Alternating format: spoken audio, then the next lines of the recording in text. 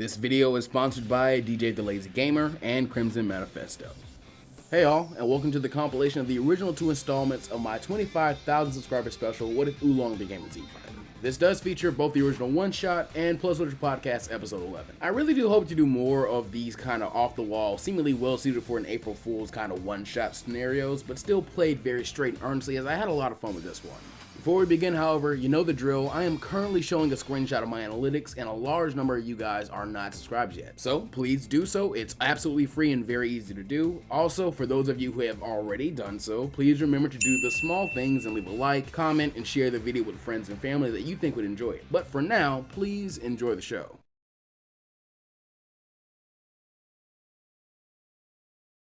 Hey, what's up, Plus Ultra fam? It's me, Plus Ultraman. And today, I would like to genuinely thank you guys for helping the channel to reach 25,000 subscribers before the channel even became 1 year old.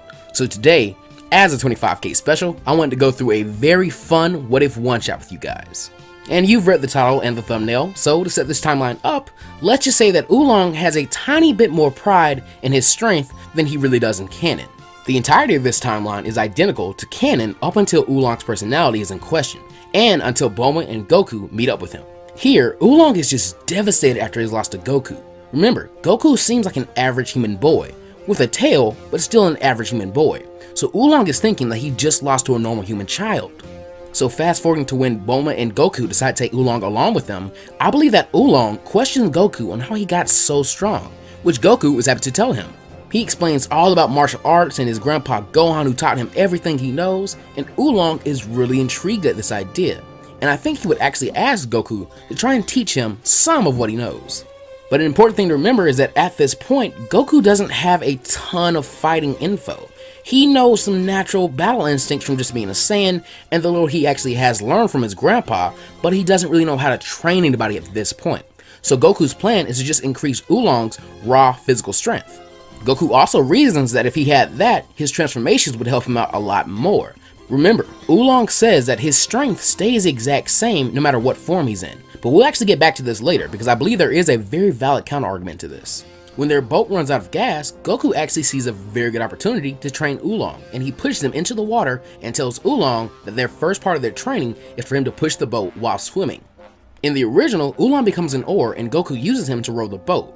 I'm sure this cut down on a lot of time because Oolong's forms only last 5 minutes, and in the next panel, we see that they are on shore. Though this may take a little longer because they were only trying to get to the shore. Bulma realizes that she has no capsules and Oolong is already exhausted. I think if this were to happen, then the group would actually decide to make camp on the riverbank. Bulma is really upset about her capsules and Oolong is just way too tired to walk. And Goku is up for pretty much anything. And with Oolong being so tired, I'm sure he doesn't mind revealing to the group that he actually has a capsule and uses his big butt capsule. But it is debatable. Either way, the group is well rested and full of food. When making it into the desert the next day, Yamcha still appears, because he's already camping out there. He challenges the group and Goku is pushed into fighting him. Oolong pays special attention to the fight, number 1, to learn some more about martial arts, and number 2, he's hearing that Goku's grandpa is Gohan, someone who he is quoted as saying even he has heard of. This does 2 things for Oolong. Number 1, it makes him understand how Goku is so strong. And number 2, it makes him a lot more enthusiastic for his training, as Goku now has even more credibility. But sadly for Yamcha, his losing streak starts extremely early. With Goku being full and rested, I don't think Yamcha is even able to hit his Wolf Fang fist before he ends up on the receiving end of a slightly more powerful rock, scissors, paper combo. Yamcha would be awake afterwards, but either Goku presses his advantage and beats Yamcha that way, or worse, Yamcha sees Bulma and freezes up. With that done, I think the team is okay to make the rest of their journey through the desert that same day, so we don't get the same shenanigans that take place that same night with Yamcha, Puar, and Oolong. This means that the team makes it to Fire Mountain by maybe nighttime in Oolong's bus, but I will say that the entire journey there, Oolong is training. Maybe calisthenics in the bus or running outside of it, but he is training. And Oolong is still very wary of the Ox King, but he presses on with the group. In some part of his mind, I'm sure he wants to impress Bulma, and remember that he has a bit more manly pride in this scenario. If I had to equate him to someone, it'd actually be Yamcha. They're very similar in this timeline. This also means that Chi-Chi would not run into Yamcha, because here he hasn't placed a tracker on the team's bus, like he could in canon, but it's also possible for him to just follow their bus to Fire Mountain. Either way, Chi-Chi is conscious the entire time, and just wandering around the wilderness right now. From here, everything with the Ox King and Chi-Chi goes extremely close to canon. Though maybe Goku stops the whole pat thing here. I feel if he spent this much time with Oolong, he might have given him a, full-blown course on the birds and the bees. Master Roshi is found inside the Banshou fan and brought back with a duo of Goku and Chi-Chi.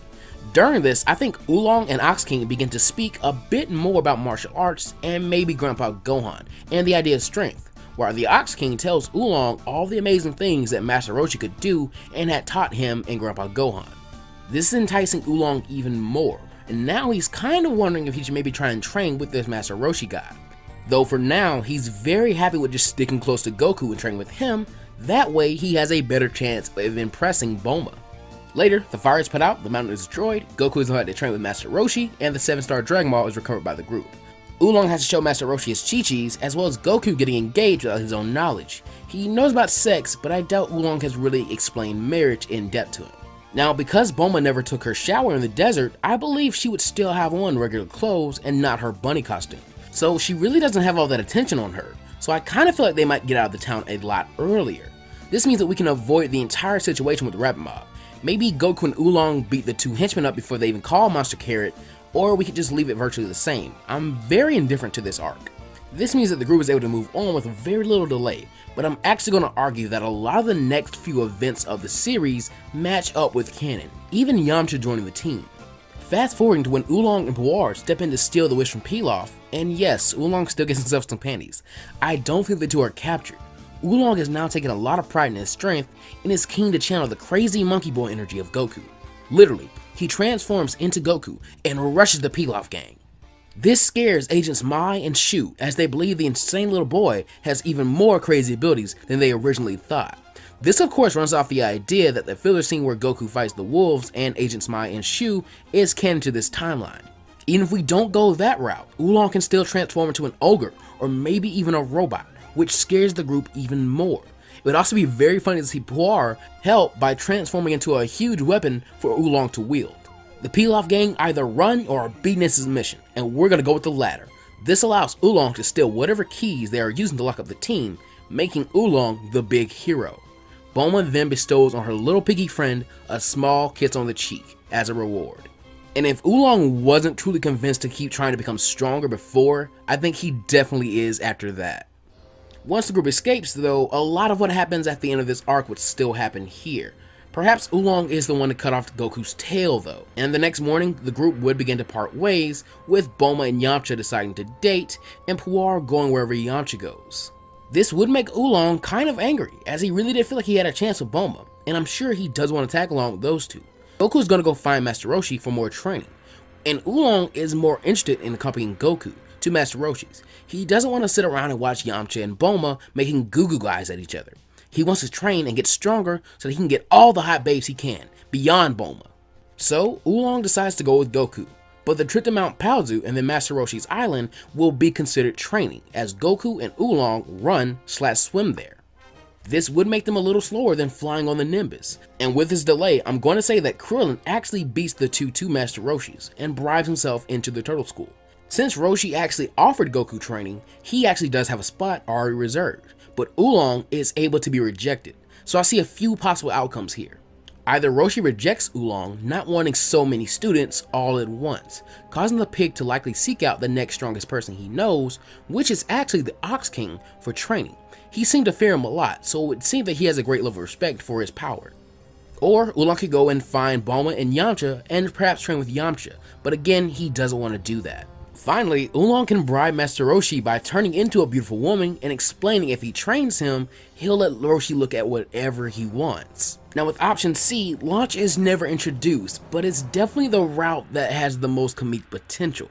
I would absolutely love to see Ox King training someone and maybe even pushing Chi-Chi to train as well. And with the Yamcha one, Yamcha grows stronger by having a training partner. Personally, I'm gonna go with the first route. Roshi very rarely has more than 2 students, and when he does, it's usually after he's kind of out of retirement and done a bit more training himself, and is just more excited and interested in martial arts. But oh, the funny moments we are missing out on by not going with option C. If you guys have any ideas for very funny moments, please type them down in the comments below. I would love to read them and laugh at them, but try and keep it a little PG. So Goku is a bit sad and Oolong is a bit miffed, but the two friends part ways with the hopes of getting stronger.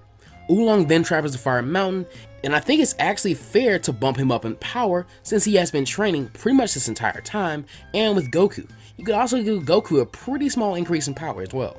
Once arriving, Oolong explains that he's looking for martial arts training, but the Ox King is busy rebuilding his kingdom. But this gives Ox King a very good idea. He trained Oolong by putting him to work, and he tried to emulate Roshi's training as best he could while doing it. He accepts the pig's request and grabs a big lump of rubble and ends up tying it to Oolong's back. The hog must now carry heavy debris and do construction work while under heavy weights. So it is pretty close to Master Roshi's training, but not the exact same. Once seeing Oolong return, Kid Chi-Chi, as she usually did in those days, jumps to the conclusion that Oolong wants to marry her. But she's already betrothed to Goku. This makes Chi-Chi believe that she needs strength to fight off men who would impede her marriage with Goku. Ox King sweat drops, but sees no real trouble with this and puts Chi-Chi to work as well, and he actually joins in himself, so all three of them will be getting stronger. This goes on for the next 8 months, and afterwards, Fire Mountain has become the Ox King's village. I'd also say that at some point they complete the construction faster than Ox King did in the original timeline. This gives Oolong, Ox King, and Chi-Chi some time to do some sparring. With this done, the trio all decide to go to the World Martial Arts Tournament. Oolong can test his strength and see his other friends, Ox King can see Master Roshi and watch his student compete, and Chi-Chi sees Goku, but she probably isn't going to fight in this tournament. Everyone else's training is the exact same way, and I believe that the reunitement of all the characters will also be very similar, though Goku would actually be pretty happy to see Chi-Chi and really excited that she had actually gotten stronger. But moving towards the prelim rounds, in this timeline, I think the fighter, Giran, is unable to advance to the quarterfinals. In the prelims, he is pitted against the Swan Z fighter, who outspeeds and outpowers him. Unable to deal with this, he resorts to using his merry-go-round gum a lot earlier than in canon, but Oolong is likely the most versatile member of the team currently. The gum is fitted to his body, but by transforming into his robot form, he easily stretches it enough to slip out of it by transforming back to his pig form, and with that, he knocks the wannabe dragon out of the ring. The rest of the prelims go very similar to in canon, but I actually want to randomize the quarterfinals. I basically just assigned all 8 participants a number between 1 and 8 and rolled a d8. Match 1 is actually Krillin versus Nam, which I honestly think that Nam pulls out the win really easily, but with a bit of difficulty, but no major amount. Match 2 is Goku versus Bacterian, which is a challenge for Goku. He has a good sense of smell, but he is also shown to have long-range attacks like the Kamehameha. So he is able to push the smelly fighter out of the ring and actually into the crowd, which causes them to disperse. Match 3 is Jackie Chun versus Oolong. And being close enough to Jackie Chun for this long, I think Oolong is able to recognize who this is. Now, if Oolong was completely an honorable fighter, the power difference between him and Chung would result in the pig loss really easily. But with this knowledge and the drive to win, as well as a bit of anger at, being passed up for training with Master Roshi, he is much more inclined to use every power in his arsenal to win. And so, Oolong transforms into Bulma. And you can probably imagine what happens next without me getting demonetized. Though Bulma is now trying to get into the ring to make Oolong into bacon for exposing her body to the entire world. Match 4 is of course Yamcha versus Ronfon. Now he literally has just seen what Bulma can offer during Oolong's match, and she is literally watching him right now, so he better take her out quickly and not make goo-goo eyes. During this match, Master Roshi changes out of his Jackie Chun costume and yells at Oolong for the dirty trick. The two would have a very small argument, but Roshi explains his reasoning for joining the tournament. Once Oolong realizes that this isn't just for the money, this is actually to help out his students, he feels kind of bad for Master Roshi, and promises that he will try and win the tournament with everything he has, so that Goku keeps up his training and realizes that there is always a bigger fish. Not to mention the money. Match number 5 would be the same as Goku versus Nam in canon, though I would hope that Master Roshi still explains to Nam that water is free. Match number 6 is honestly a toss-up. The only reason I want to say that Oolong is a tiny amount stronger than Yamcha is because he actually had an actual master to teach him and a sparring partner, while Yamcha really didn't. Yamcha definitely has more experience and technique, though the match pretty much comes down to a knockdown drag-out fight. Finally, Yamcha goes for his Wolf Fang Fist, but Oolong, thinking quickly, transforms into his robot form. That means when this attack lands, Yamcha is basically slamming his fingers into strong steel and pretty much bruising and hurting them very badly. Finally, Yamcha rears back in pain and Oolong knocks him out of the ring, becoming the winner. Now is the perfect chance to explain my theory on this. While Oolong states that his strength is consistent no matter what form he takes, there are two examples that prove that whatever form he takes, he can somehow gain the characteristics of that form. When Oolong transforms into a missile to escape Goku, he is actually moving extremely fast, and we know how fast Goku is, yet he chooses to use the Nimbus to catch up to him. This could very well mean that Oolong in missile form is relatively as fast as a missile. Or when Puar transforms into scissors to cut off Goku's tail. Yes, we do know that the Saiyan's tail is the weakest part on their body, but we also know that Puar is much weaker than Great Ape Goku. So my argument here is that with sufficient training, Oolong can maybe increase his power through his transformations by gaining the same properties as that transformation. This wouldn't be a huge significant power increase, but say if he becomes a giant robot, then that giant robot is as strong, fast, and durable as Oolong is normally, with the properties of that giant robot on top of that, meaning being made of hard, strong steel or maybe something different. We don't really know what it could be made of. I would love to see any counter arguments or theories in the comment section, so please do let me know, but I will be running off this idea for the rest of the what if. So now the final match between Goku and Oolong is set to take place. For the sake of time, let's get it out of the way and say Goku is definitely stronger and more skilled, but Oolong is switching between his forms and he is pretty much immune to a ring out because he's able to fly. His versatility through shapeshifting proves a huge obstacle for Goku, and both are very tired to the point when the moon rises. Now, even though he hasn't fought Giran, Goku's tail likely would have still grown back by this point, so now Oolong is fully aware of what will happen if Goku were to see the moon. He's also realizing that he hasn't really done enough damage on Goku to really finish him off and win this fight.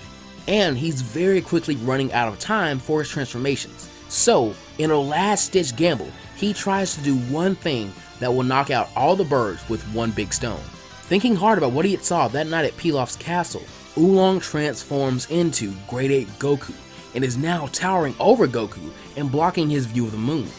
Goku is extremely shocked and frozen because he does recognize what this monster is and is kind of believing that Oolong might have been the one that killed his grandfather. But this distraction is all that Oolong actually needs, as he uses his giant monkey foot to stomp on the monkey boy. Goku tries to hold up Oolong's foot, but remember, Oolong's weight is now relative to what a giant great ape's weight would be, meaning he is just too heavy, and Goku is not strong enough for this.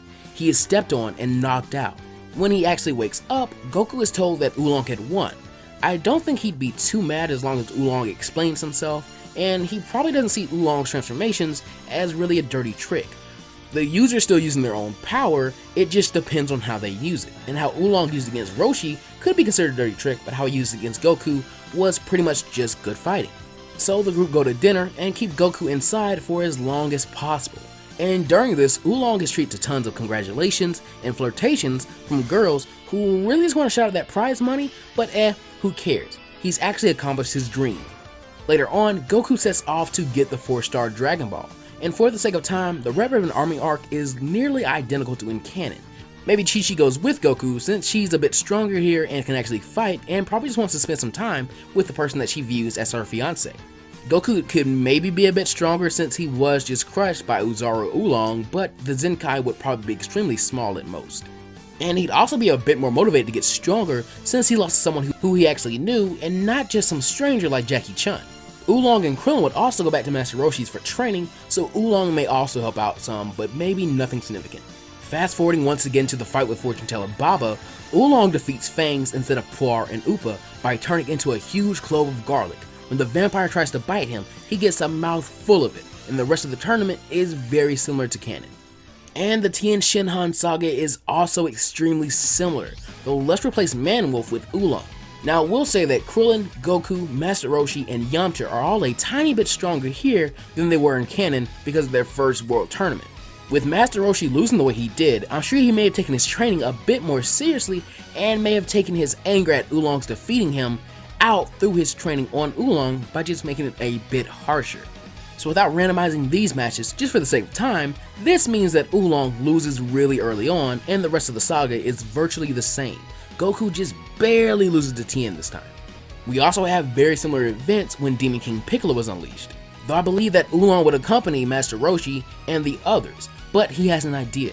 He takes one of the group's Dragon Balls and decides to go off and wait for the Demon King to arrive. This takes place after Goku's defeat, mind you. Landing a few miles away from where he would take on Master Roshi, the old king comes and searches for the Dragon Ball that his sensors had picked up on. Curiously, he finds two, and believes that the stupid machine must have messed up, so he takes both and moves on to complete his set. After Tenshinhan is rendered immobile and Piccolo swallows the 4 Dragon Balls he now has, he faces off with Master Roshi again. But inside King Piccolo's stomach, Oolong is panicking. His plan had been to sneak onto the ship and steal the Dragon Balls, but now his 5 minutes were almost up. When Master Roshi is winding up for his Mafuba, something happens. A puff noise is heard, and then in one of those rare gory moments of Dragon Ball, Oolong bursts from King Piccolo's stomach. This shocks everyone. King Piccolo especially, because he didn't remember eating any pig and he usually chewed his food. This is also an extremely heavy blow. Remember, King Piccolo does not show much ability to regenerate from his wounds, at least not by any significant amount. You must also remember that King Piccolo is without his youth, meaning he's a weaker version of himself. And this is also a very similar wound to what did him in canon. I think he spits up Junior's egg and is finished off with a combined Kamehameha from Master Roshi and his pig student. That was just an opportunity that Master Roshi and Oolong, who is covered in blood and guts, just couldn't give up. And this means that Roshi and Chaozu are still alive in this timeline. But Piano and Pilaf's gang may not be for too much longer. While this is happening, I think Goku is able to climb Korn's tower with Yajirobe, and he will be offered the God Water. Through sensing Ki, Korn is able to inform them that King Piccolo was defeated by his piggy friend and Master Roshi, but it's too late and the water was already drunk. Later on, by the time that Goku actually recovers, Korn is directing him on top of the tower and up to Kami's lookout. The Guardian of Earth wanted to prepare him for Junior's revenge, and he knew this time a cheap trick like what Oolong did would not work. The Dragon Balls are then repaired, and Krillin and those killed during this whole ordeal are revived.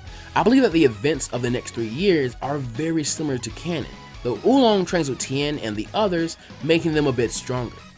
Goku may also be a bit stronger as well, since he didn't get to actually have a rematch with King Piccolo. So let's place him at 355 or 360 by the time he actually fights Junior. Junior would also be slightly stronger, since his anger is increased seeing as how his father was defeated, not by a human, but by a literal pig. His anger would be towards Oolong and not so much Goku, but they end up in the finals. It would be comical to see Piccolo glaring at Oolong and freaking him out though. The final fight goes virtually the same, and with us moving into the era of DBZ, Oolong and the Z Fighters who are not Saiyans will slowly become less and less relevant, but we will get to have more and more significant changes in this era as well. When Raditz arrives, Oolong is indeed at Kame House, but after Krillin is knocked out, he really isn't willing to step in since he isn't too much stronger.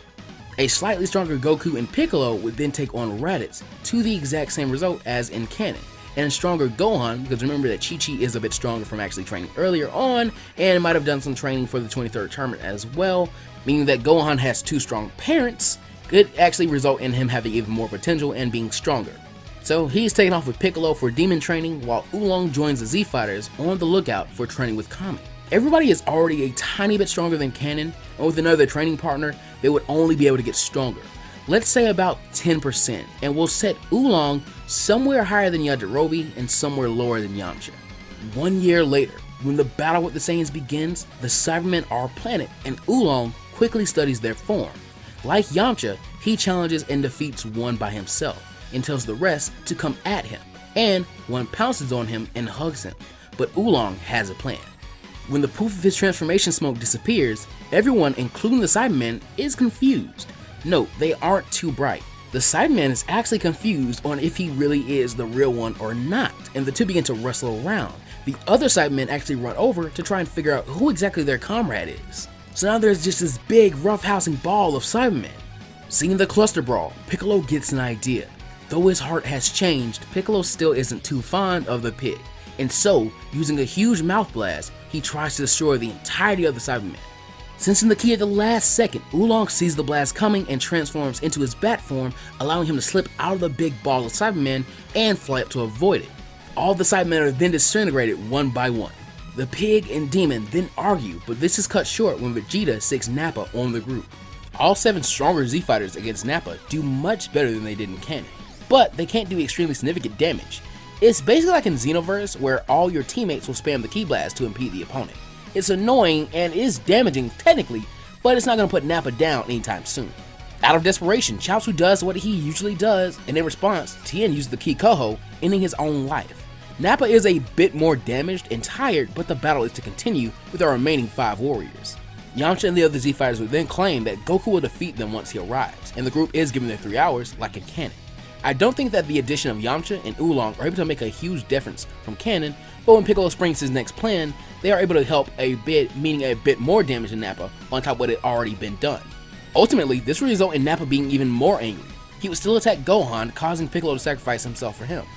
Goku would then arrive, and with having 4 people needing a senzu bean, the bean is actually quartered, meaning no one is healthier than they were in their canon versions.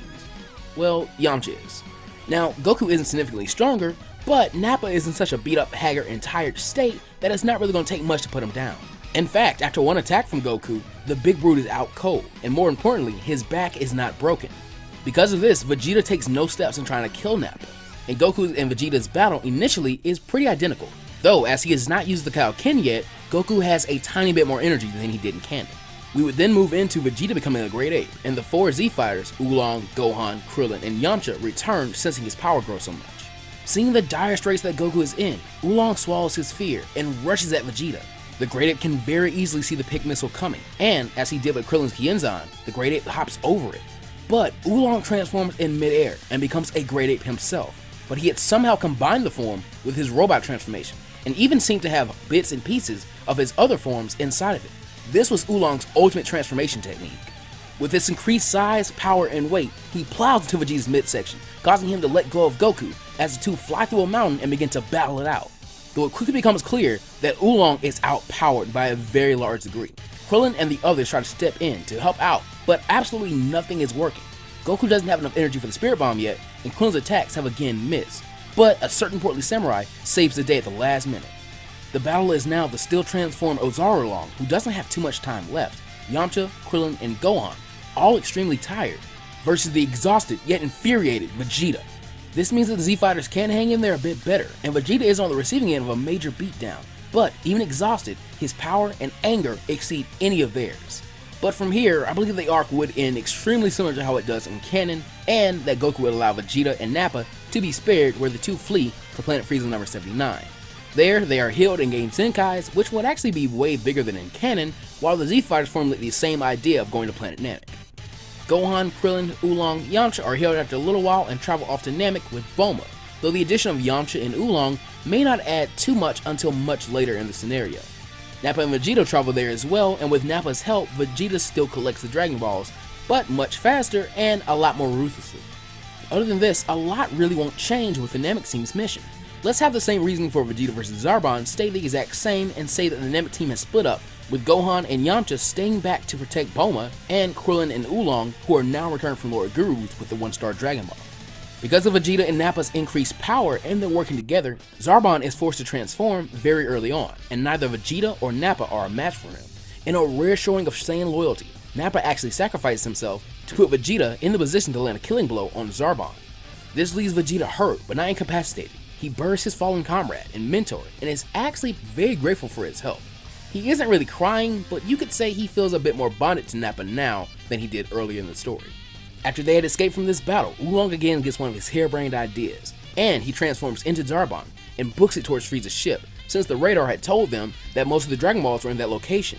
There, he infiltrates the ship in a race against time. He's hoping his transformation isn't too noticeable, since he's only really seen Zarbon once before. Thankfully, the soldiers have no scouters at this time to see the power change between the two. Finally, he is able to actually locate the Dragon Balls, but realizes they are right next to Frieza. Thinking quick, he decides to shoot off a huge energy blast and destroy a big chunk of the ship, causing Frieza and all the soldiers to run off there to investigate it. Oolong then enters the room and waits for his timer to reset after 1 minute. Then he transforms into Frieza. Loading up on all the Dragon Balls, He begins to make his escape, but then Frieza returns at that very moment. The two then do the classic invisible mirror gag, and with Oolong growing desperate and using the solar flare to run away. When Frieza regains his eyes, he sees that all 7 Dragon Balls are on the floor in front of him. He is suspicious and questions this, but assumes it might be some more of this strange Namekian magic.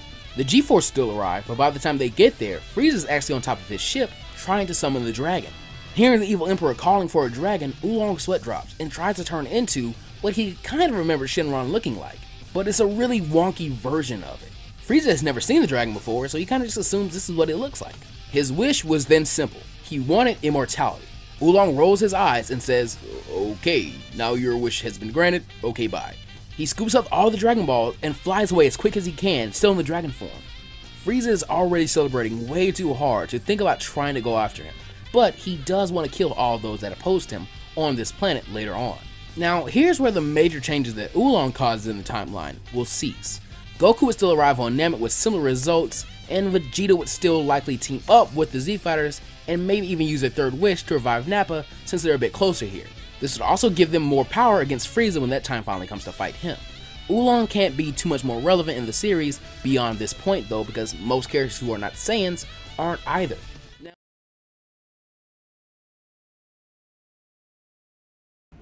Yo, what's up, Plus Ultra Fam? Plus Ultra Fam shoutouts to Joseph Andrews, What If Universe, Nigel Kaas, Stephen Craigie, Alejandro Zarita, who had a really touching comment, thanks man, and a special birthday shoutout to Alexander Robert Oakley. Love you, man. First off, is everybody comfortable? Just, sit back, relax, get some water, chill out, do you. Let's just, be calm. And you guys really enjoyed this video. And don't get me wrong, I'm incredibly happy about that. Let's be honest, it was a very stupid what if that really no one asked for. But when I said it was a one-shot, I really did mean it. At some point, Oolong just wouldn't be relevant as a fighter anymore due to power creep. And there are only so many situations in Dragon Ball where his shapeshifting will come in handy. And I did most of those in the video. But I probably won't escape the almighty wrath of the Plus Ultra Fam until I take the scenario as far as I possibly can. And I guess I should. So, Oolong is hijacking this episode of the Plus Ultra Podcast. So, starting where we left off, we're going to say that the Z Fighters, along with Nappa, put up a better fight until Goku is healed, and then he goes on to defeat Frieza by becoming a Super Saiyan, after witnessing the death of Oolong. Yeah, the two are very good friends in this timeline, so it could probably definitely, elicit the same reaction from him as the death of Krillin did in canon. So the rest of their fight goes about as in canon, and Krillin survives this time. Goku escapes to Yardrat, while Nappa, Vegeta, the Namekians, and the Z Fighters return to Earth, with the former two returning to space almost instantly to go and find Kakarot and see how he became a Super Saiyan. Back to life, and we get a pretty chill year for those on Earth, because the Garlic Jr. saga isn't canon. Trunks would arrive and do what Trunks does, and side note, it would be pretty funny to see what clothing Bulma actually gives to Nappa. My guy just gonna have to wear it like a crop top because I doubt she has anything that fits him, and just the idea of that cracks me up. Vegeta, I can't pull it down. Goku would then be given his warning by Trunks, and the 3 years of training is to begin. Now, here's the thing, Yamcha is a stronger version of himself here because he has been for almost the entire scenario since he's trained with Master Roshi, and after getting his power unlocked on Namek, he's gonna get an even bigger boost from there. Now, we don't know the specifics of everyone's individual training during the 3-year time skip. I think there are some filler scenes in the anime, but outside of that, we have the manga panel for chapter 336, and that's really all we really get. Like, Chaozu and Tien are obviously going to train together. Gohan, Goku, and Piccolo are shown training with, Goku being a Super Saiyan, and Yamcha and Krillin seem to be training alone. And Vegeta is doing the same, but in this timeline, I would say that he's definitely going to be training with Nappa, meaning they're definitely going to get a lot stronger because those two have training partners, and with them both being Saiyans, I feel like they're going to have a lot of animosity towards Goku and Trunks, who reached Super Saiyan before them, and they feel like, oh, we're the elites, we should be the ones to reach it first. So I could really see Vegeta reaching Super Saiyan a lot quicker, meaning that Nappa was going to be kind of a hindrance to his strength, while Vegeta will be kind of a boost to his. That said, Nappa is also like 50 years old when he arrives on Earth. It's been like a year and 6 months, and he's spent a few hours dead, but he's been wished back till now. And after 3 years, and the year they spend on Earth, before the 3 years even starts, he's almost like 55 at this point, and Saiyans start to age really quickly around their 80s. But there's gotta be some wear and tear even before then. So this duo is getting powerful, but Nappa's age is definitely a hindrance. And at some point, I'm sure he would reach Super Saiyan, but again, the man is getting older. Now, I could see Oolong and Krillin training together, or Oolong might train with Goku and his group. Both Krillin and Oolong have strong ties to the Turtle School in this timeline, so training at Kame House is a lot likely in this scenario. But y'all love Oolong and want me to try and keep him, I just kissed the microphone, want me to try and keep him around as long as possible, so he'll train with Goku in my version of this timeline. Let's say the pig puts his hoof down because he's never actually trained with Goku, and this is a dangerous situation, so he wants to get as strong as he possibly can to make sure he survives. This means that Goku, Gohan, and Piccolo are stronger because of the added training partner, and Oolong is going to get a tiny bit weaker than this version of the already stronger Gohan. Also, I saw some comments on the original Oolong video, and there were some questions like if Oolong could turn into a Saiyan, could he go Super Saiyan? I don't think he could. My theory of the whole shapeshifting ability is that the form the user takes bestows upon them the inherent qualities of that form. So as a fish, you can breathe underwater. But in terms of the Super Saiyan transformation, the idea of the amount of purity and S cells needed to transform aren't really guaranteed. And Oolong will still need to know how to transform in the first place, and a myriad of other things that might, hinder it. Super Saiyan isn't really inherent to a Saiyan, it's something that they can achieve. It's like you don't come out just buff, you have to work out for it. The idea of this is that if Oolong can study something, he can learn how it works and become that object with the inherent qualities of that object. So no Super Saiyan Oolong, no Android Oolong with an infinite energy engine, and no Omni King Oolong with omnipotence. We'll subscribe to Carthu's theory that all the Z fighters were at least Mecha Frieza level by the time of the 3-year time skip had passed, so he's somewhere beyond that. I'm not really giving power loads for this. The awaited day arrives, and the Z fighters, save for Nappa and Vegeta, meet up and they split up, with Yamcha actually catching 19 and 20. Yamcha is about to spear his hand through his chest. The former bandit activates an ability he had trained hard to master. His new master, Puar, had taught him how to shapeshift after he saw how effective Oolong had become as a fighter while using his shapeshifting abilities. He struggles hard to think of something that will wriggle away from the grabs and then turns into a worm. Not even a snake, a literal worm. But this is effective, and Gero is still confused as the little worm just falls to his fingers and he kind of loses his target. He's wondering where it went, only for that worm to wiggle under him and poof into a large wolf. Gero is taken on a wild ride as Yamcha runs under his legs and picks him up. While doing this, he's able to run through 19's legs and makes the two androids slam into each other, and they clank and clatter to the ground as Yamcha transforms back into himself and yells to the Z fighters that he found the androids. I might add some Benny Hill music to that. Later, the gang gather and watch as 19 and 20 awkwardly get up and off of each other, and the same situation of going to a less populated area still happens. Goku and 19 face off, and you could argue that Goku may have been reminded to take the heart medicine in this timeline, but I'll argue it's Goku. He's stronger, so he could definitely do some more damage than he did in canon, but 19 is still going to put him in the same situation as in canon, and Vegeta and Nappa will make their grand entrance. I'm not 100% sure this would be different. Nappa would probably respect Vegeta's, wanting to fight by himself and his own prey and let him battle alone, but Gero will still get away. The androids are released and the Z fighters have their asses beat, and Krillin and Oolong are now thrusting off 18 because, dog, it's 18, like, bro, look at her. A lot of stuff here is going to start to link up with canon for now. This is why I told you guys Oolong really wouldn't be that relevant anymore. Goku rests, Trunks returns, Vegeta sulks while Nappa and Trunks finally speak. I feel like Nappa would be a lot more accepting of Trunks. Technically, this is royalty, and this is just a dynamic I really want to see. Future Trunks and adult Nappa, or but Nappa's always been an adult, but those two hanging out. That's a really cool, dynamic I really want to see. Piccolo goes to fuse with Kami and runs into Cell, but again, Piccolo is stronger, so I'm actually going to say he's, able to get a few more good hits in on the creature, and is going to go for a kill shot, but at the last moment, there's a familiar bomb noise and a pink cloud. When it dissipates, Cell is completely gone. Cell does have Oolong cells, and Oolong's been a pretty prominent character in this timeline, so I don't think it's too hard to argue that Cell could shapeshift in this timeline, but it just might not be too relevant for him. The Oolong cells might also make Cell a, tiny bit stronger, but after this fight, I'm going to say he's going to go suck up even more people than in canon, so we'll be getting a stronger first form Cell here. Piccolo meets up with everyone and tells them what he found out, and we'll then skip to the battle with 17 and Piccolo that Oolong decides to accompany Piccolo to. This goes similar to canon because 17 and 18 should tend to be proportionally stronger since Gero had the surveillance and stuff like that. Cell had to revert to his first stage and travel back in time, so it's more likely that he'd start from a pretty low base from where they're just starting, normally. Cell arrives and is about to absorb 17, but there's a solar flare from Oolong in his face, and almost instantly after he's defeated Piccolo, he's on a scramble trying to search for 17 and 18 where they've actually gone. 16 and 17 are flying off in the opposite direction. Growling, he realizes that they must have split up with 18, and he gives chase after 17. He catches up to them pretty easily, and with his increased speed and power, he's able to pretty easily knock 16 away. The android's not down and out, but after that blow, he's just blown back pretty far. 17 is then grabbed by his shirt, and Cell opens his tail to begin absorbing the cyborg. This works, but nothing happens. Cell curses, realizing that that must have been Oolong. But it's already too late, and Oolong shapeshifts into his ultimate transformation form, allowing him to grow into a giant grade 8 body. He would have transformed into an explosive or bomb, but he's died once before and isn't too keen on doing that again.